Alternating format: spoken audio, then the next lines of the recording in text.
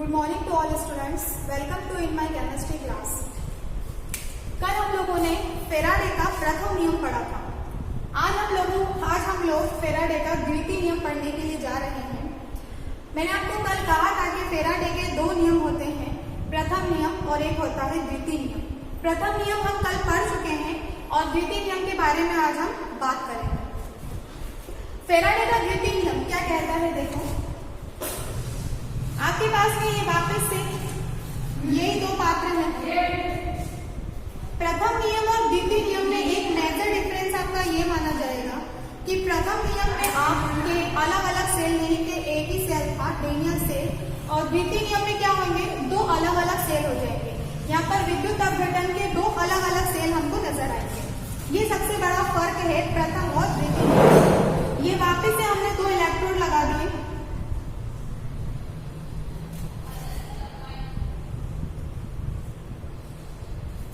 इसके अंदर हमने सॉल्यूशन भर दिया। इधर वाला सॉल्यूशन है आपका AgNO3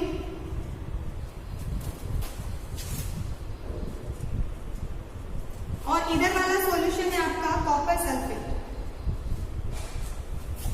सिल्वर नाइट्रेट और कॉपर सल्फेट आपके दो सॉल्यूशन भर दिया हमने। इधर प्लस माइनस, ठीक है। उसके बाद में आगे थोड़ा सा प्लस को इधर से लेके और माइनस को इधर से लेके हम लोगों ने एक बैटरी से इसको जोड़ दिया। एक तरफ क्या है कैथोड और एक तरफ क्या है आपका एनोड है, ठीक है, जैसे हम हमेशा से करते आ रहे हैं। लेकिन इसमें क्या फर्क है, आपके दो सेल है। प्रथम नियम में क्या था, सिर्फ एक सेल था और वो कौन सा सेल था, डेनियल। लेकिन इसके अंदर क्या है, दो सेल है, विद्युत अपघटन के दो अलग अलग सेल। अब इसमें देखो क्या हो रहा है, विद्युत अपघटन के दो अलग अलग सेल, इसका नाम दे देते हैं हम फर्स्ट और इसका नाम दे देते हैं हम लोग सेकंड। विद्युत अपघटन में दो अलग अलग सेल में समान मात्रा की विद्युत धारा प्रवाहित करने पर इलेक्ट्रोड पर प्राप्त होने वाले पदार्थ तुल्यांकी भार के समानुपाती होते हैं। फिर से समझो, विद्युत अपघटन के द्वितीय नियम के अनुसार फिर से समझो क्या था। अलग अलग विद्युत अपघटन के अलग अलग सेल में समान मात्रा में विद्युत धारा को प्रवाहित करने पर इलेक्ट्रोड पर प्राप्त पदार्थ तुल्यांकी भार के समानुपाती होते हैं। हम इसको इस तरीके से लिख सकते हैं, W समानुपाती E। जो हमने कहा उसी को ही हमने साइंटिफिक रूप में लिख दिया है, सिंबल्स के रूप में लिखा है कि दो अलग अलग विद्युत अपघटन में दो अलग अलग सेलों में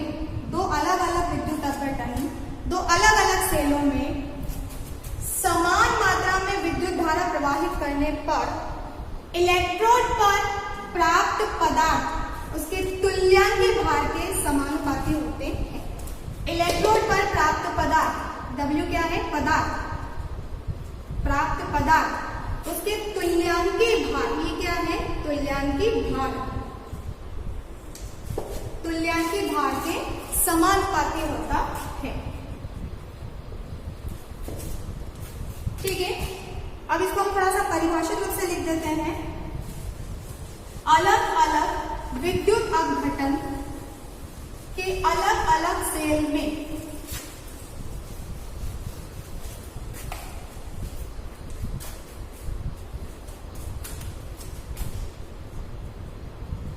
अलग अलग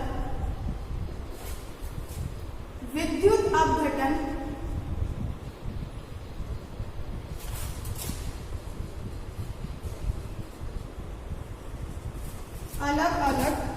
अपघटन सेलों में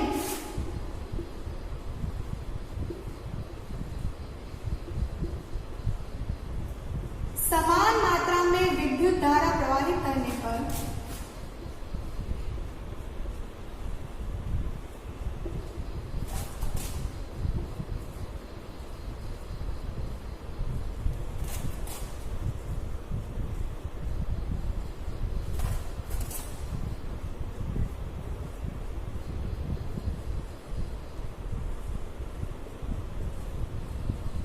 समान मात्रा में विद्युत धारा प्राप्त प्रवाहित करने पर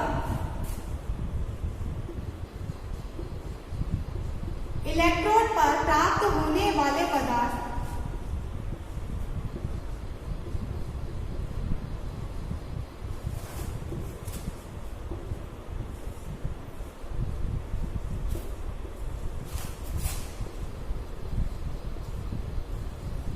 उसके तुल्यांकी भार के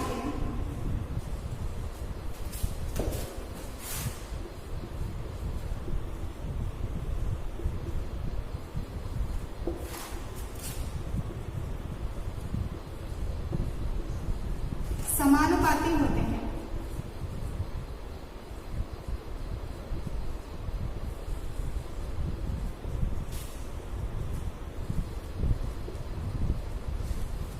अब सेल तो अलग अलग है, लेकिन उनके अंदर धारा एक ही प्रवाहित हो रही है।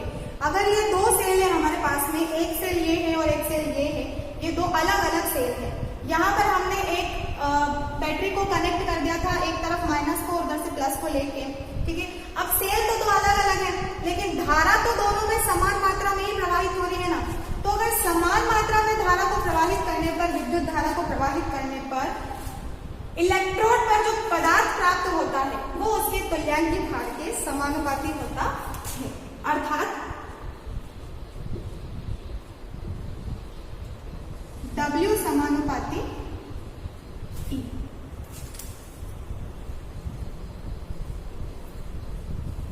ठीक है, ये प्राप्त होने वाला पदार्थ उसके तुल्यांकी भार के समानुपाती होता है, जहां E क्या है? तुल्यांकी भार।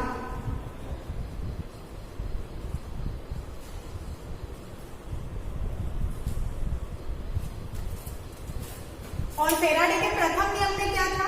समानुपाती तो था, लेकिन यहां पर उसकी जगह क्या था? विद्युत रासायनिक तुल्यांक के समानुपाती होता है, और यहाँ पे तुल्यांकी भार के समानुपाती हो रहा है। अगर सेल अलग अलग है तो पदार्थ की मात्रा भी अलग अलग होगी और तुल्यांकी भार भी अलग अलग होगा। तो अलग अलग सेलों में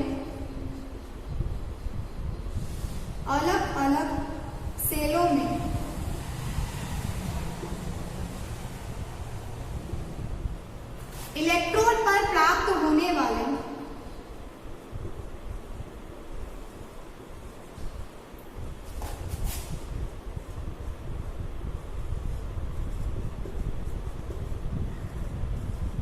पदार्थ की मात्रा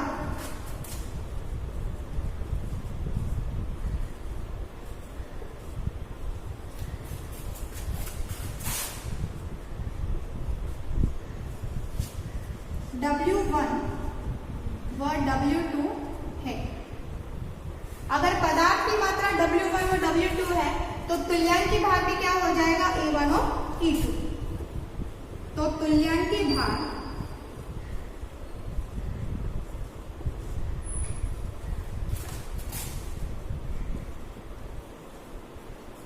E1 व E2 है। तो अब हम इसको कैसे लिख सकते हैं?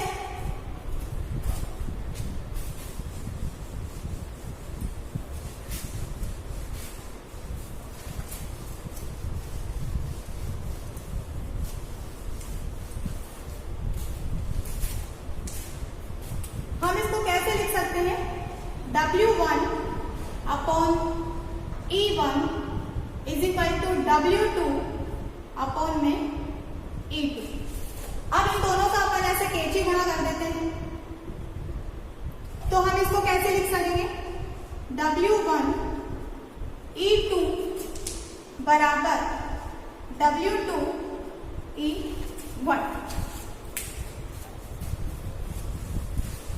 और अगर हम इसको लिखना चाहें तो और आगे कैसे लिख सकेंगे?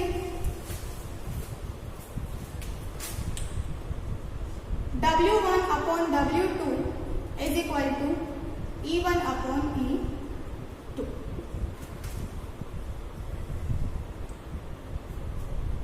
अब फेराडे के प्रथम नियम से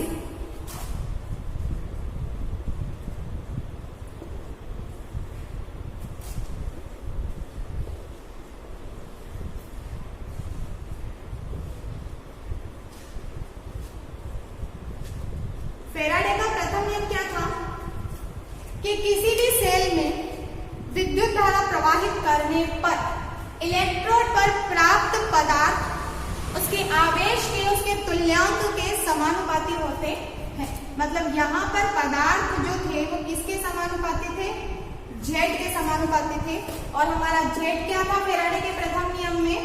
विद्युत रासायनिक तुल्यांक। जेड क्या था? विद्युत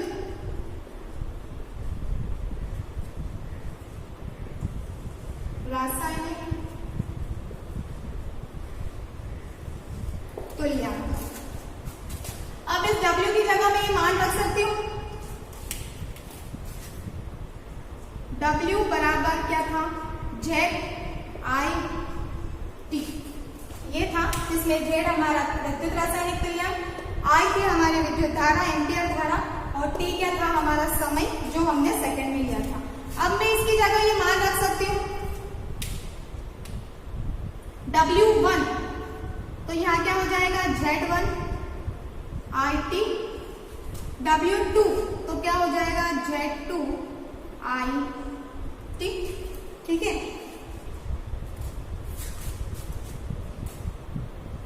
बराबर E1 अपॉन E2।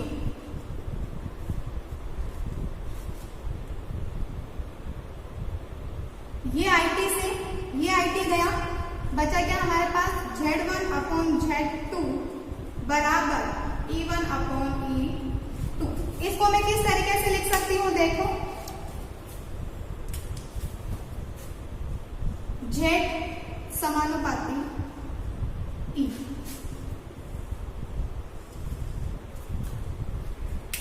मतलब विद्युत रासायनिक तुल्यांक तुल्यांकी भार के समानुपाती होता है। विद्युत रासायनिक तुल्यांक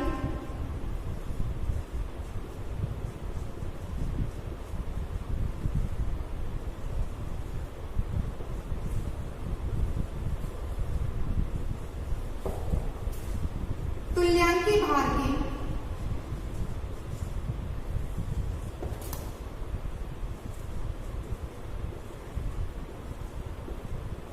समानुपाती होता है।